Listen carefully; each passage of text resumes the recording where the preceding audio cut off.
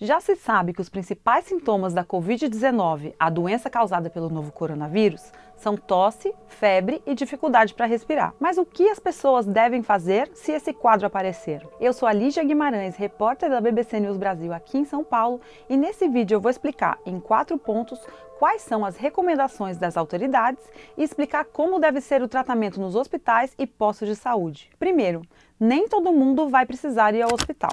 Quem tiver tosse, febre e dificuldade para respirar deve procurar ajuda médica assim que os sintomas aparecerem. A ideia é evitar que a infecção evolua e que o caso se complique. Se for possível, a OMS recomenda que o paciente ligue antes de sair de casa para pedir orientação e garantir que está indo ao lugar certo para que se desloque o mínimo necessário. Aqui no Brasil, o Ministério da Saúde decidiu que a maioria dos casos suspeitos de coronavírus deve ser atendida ainda na atenção primária, que são os 42 mil postos de saúde no país, para evitar sobrecarregar os hospitais e o aumento da transmissão do vírus.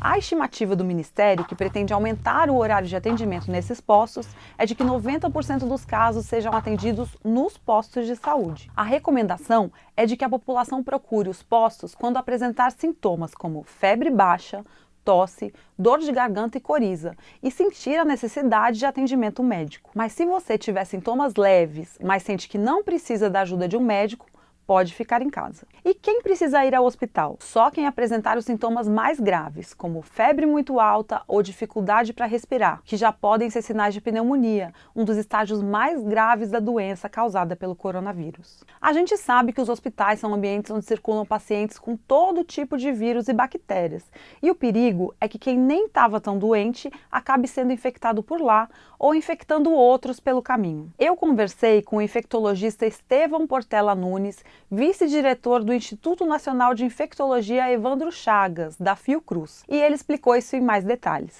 A Fiocruz é uma instituição ligada ao Ministério da Saúde e que ajuda a elaborar programas de saúde no SUS em todos os estados. O Portela disse que precisa procurar ajuda médica quem tiver febre acima de 38 graus e sintomas respiratórios como espirros e tosse, e que esse atendimento pode sim ser feito em um posto de saúde. Nesse caso, o paciente vai receber um tratamento para aqueles sintomas que estiver apresentando naquela hora. Um analgésico para dor, um antitérmico para febre. Cuidados simples, mas que podem aliviar os sintomas ou evitar que um paciente recorra à automedicação. Se a equipe do posto de saúde avaliar que o caso é mais grave, pode encaminhar o paciente para um pronto atendimento ou para um especialista. Agora, quem estiver sentindo sintomas mais graves, como dificuldade para respirar ou respiração curta ou fraca, vai precisar sim ir ao hospital. Aliás, sempre, independente do surto de coronavírus, lembra o médico da Fiocruz. Em países como o Reino Unido e a Itália, a recomendação é de que, no caso de sintomas leves, a pessoa fique em casa,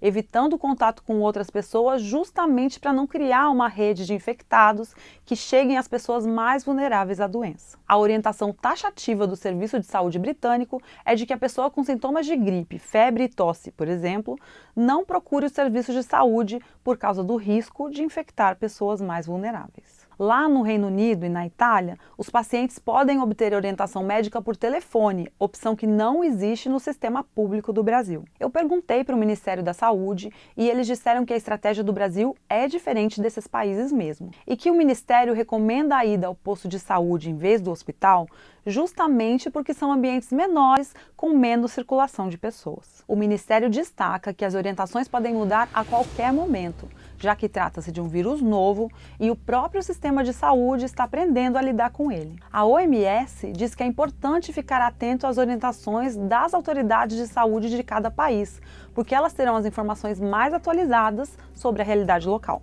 Outro ponto importante: as orientações do Ministério da Saúde são apenas recomendações, que podem mudar de acordo com a realidade de cada estado, que tem autonomia sobre os seus sistemas de saúde. Como o Brasil é um país continental, a realidade varia bastante de região para região. O governo antecipou a campanha de vacinação contra a gripe para idosos para o fim de março, justamente para evitar que eles tenham que circular pelos postos de saúde quando chegar o período de maior circulação do novo coronavírus. A recomendação para idosos ou doentes crônicos é a restrição de contato social, ou seja, evitar viagens, cinema, shopping, shows e locais com aglomeração. Agora a pergunta 2. Como é o atendimento nos hospitais? No pronto atendimento do hospital, os profissionais de saúde vão fazer uma triagem para direcionar cada paciente de acordo com a gravidade da situação. Quem chega ao hospital com muita dificuldade para respirar é classificado como paciente em estado mais grave e o atendimento é prioridade. São esses pacientes que provavelmente vão ser internados. E a depender da avaliação do médico, talvez em uma UTI. Em casos mais graves, os pacientes podem precisar de respirador artificial. Quem os médicos avaliarem que não precisa ser internado, mas que tem sintomas da Covid-19, receberá tratamento no ambulatório e a prescrição de medicamentos para os sintomas. Quem for diagnosticado como possível caso de coronavírus, receberá a recomendação de ficar em isolamento em casa por 14 dias. Não há, até o momento, recomendações de restrição de convívio familiar. Casos em que o coronavírus for descartado, por exemplo, se os médicos constatarem que a pessoa tem rinite alérgica, podem não precisar ficar em quarentena. Tudo vai depender da avaliação do médico. E agora vamos para a questão 3. Quem é testado? Na fase atual, de acordo com o Ministério da Saúde, a decisão de fazer ou não o teste do coronavírus em um paciente ficará a cargo de cada médico. No dia 9 de março, o secretário Wanderson Oliveira, do Ministério da Saúde, disse que todos que forem internados com caso grave de gripe e síndrome respiratória nas cidades onde há casos confirmados de coronavírus serão testados, até para verificar se já há circulação do vírus nesses locais. A Fiocruz e o Ministério da Saúde informaram que estão treinando equipes em todos os estados para realizarem mais testes. Já na saúde privada, a Agência Nacional de Saúde Suplementar decidiu que os planos de saúde estão obrigados a cobrir o exame para a detecção do novo coronavírus. Nos casos graves, ou seja, de pessoas com febre alta, problema respiratório ou até mesmo pneumonia, o protocolo é que primeiro seja feito um painel respiratório, que é um exame para investigar a presença dos vírus que mais circulam pelo país, como o da gripe. Se der positivo para algum outro vírus, o paciente vai ser tratado com um antiviral específico, segundo explicou o Dr. Estevão Portela. Se der negativo, é aí que chega a hora de testar para o coronavírus. Agora a quarta e última questão.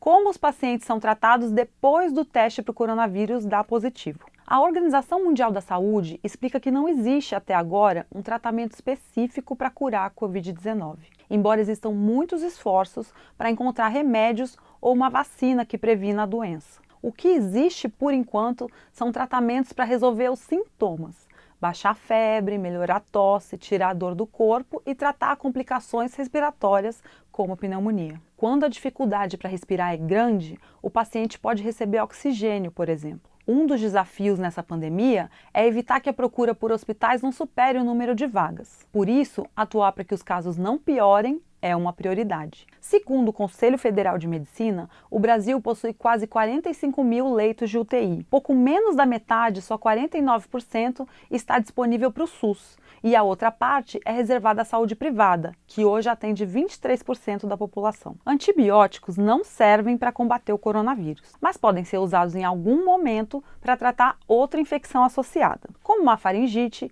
ou mesmo uma pneumonia bacteriana que possa ter se desenvolvido a partir da infecção viral. Importante é não esquecer das dicas da OMS para se proteger do coronavírus. Lave sempre as mãos com água e sabão ou use álcool gel. E mantenha a distância de 1 metro de pessoas espirrando ou tossindo. Além disso, evite tocar olhos, nariz e boca. E fique sempre atento às novidades sobre o vírus. Eu fico por aqui. Tem dúvidas? Escreve na caixa de comentários e não deixe de seguir a BBC News Brasil nas redes sociais. E acompanhar nossa cobertura no bbcbrasil.com. Tchau!